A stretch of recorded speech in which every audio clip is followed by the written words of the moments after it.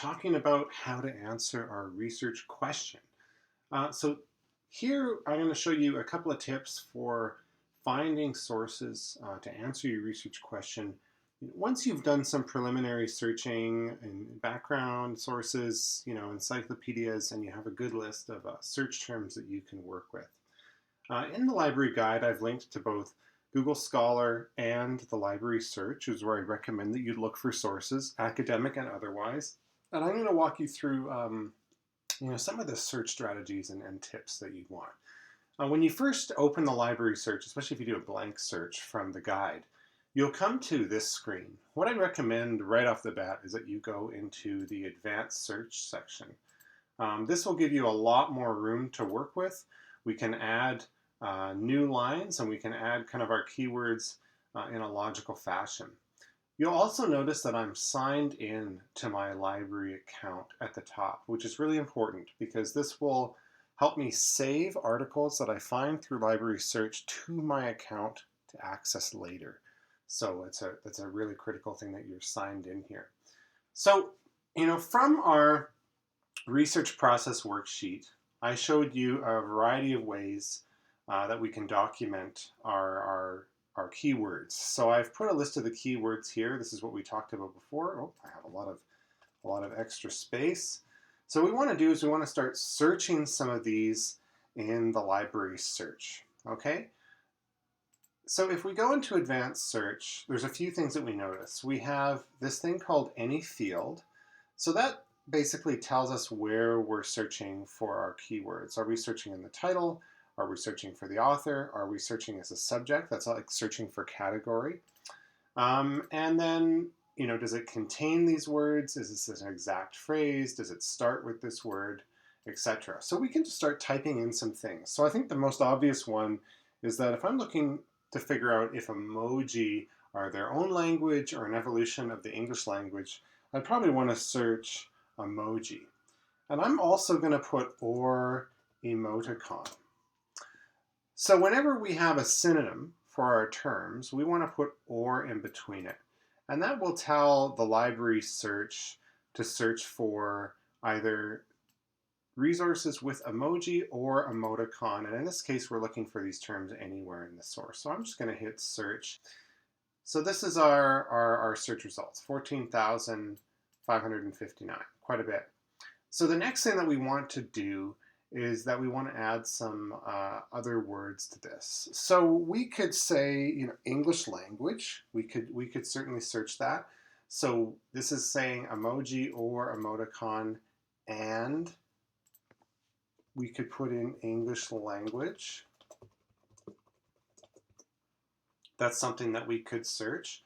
We could also search something simpler like communication.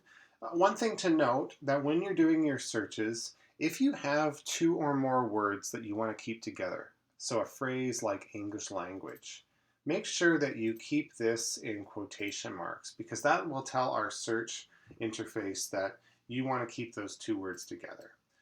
Let's say I want to make it even simpler. I'll just say communication, and I'm going to say personal or workplace. So this is my keyword search, emoji or emoticon, communication, and personal or workplace. Now, there's a few more things I have in my toolkit. Now, if I get resources right off the bat that are really helpful, I can start limiting this. But we have some restrictions for our assignment. For this example, let's say I want to find scholarly peer-reviewed sources, of which you need to have at least one academic source. Well, I want to make sure that my sources are available online. Let's say I'm looking for peer-reviewed sources. That means that, reviewed by other experts in the field, very academic. So those are two things I want to click. I also want to specify the resource type. I'm looking for probably articles, so we can limit it to that. And we can apply these filters. I recommend applying one or two filters at a time. It'll make your search a little bit easier. We also are limited to the date that we can use sources. We have to use sources from 2016 and afterwards. So under the creation date section here, I'm going to change this to 2016 and refine my results. Now, a good tip when using library search is that once you've selected some filters, if you hover over them, you can actually lock them in place. And this means this is actually quite useful. So when we do this, that way if we change the language here at the top, our filters, our active filters will stay in place. They won't be reset. So from this point on, I wouldn't worry about too much about the results we get. I would look through the first few pages. Don't just stick to the first page. Stick to the first few pages and take a look for resources that could be useful. We want to make a short list. So we have a few articles here. When I find articles of interest to me, I will highlight them by checking the box beside them. So I'm just going to kind of go through here and select resources that may or may not be useful. If I want to save these sources once I've selected them, I can just hit the pin button and that will save to my favorites, and then these will be tied to my account. Now if I want to go look at a resource, I can click on it, and this will give us access to the library record, and we'll get a bunch of information, the publication information, who wrote the article. We'll get some subject terms.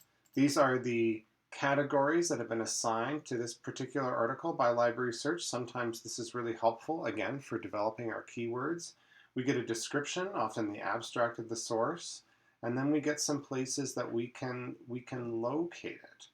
So the big thing is that when you're accessing these sources in full text, I mean, you want the full PDF resource to read.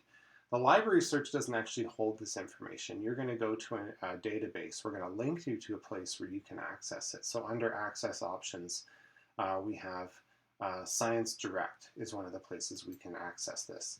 If you click on that, it'll open in a new tab and you'll be asked to log in. I'm at home right now, so it doesn't know that I'm on campus. And then I'll have full access to the article. I highly recommend that you try to get the full PDF of the article whenever possible when getting sources. It'll help you get the best formatting, and it'll also help you get the correct page numbers, DOI for citation information.